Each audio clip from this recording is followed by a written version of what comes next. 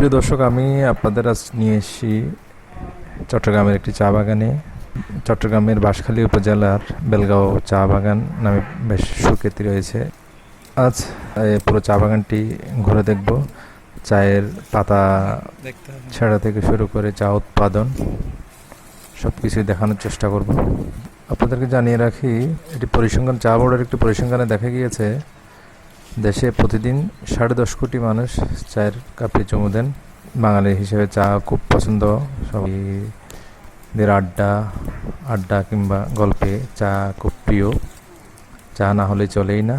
বিশ্বের সবচেয়ে উপভোগ্য পানীয় হচ্ছে এই চা। আড্ডা, আপ্যায়ন কিংবা ক্লান্তি অবসাদে সব কিছুতে চাই। বলেন।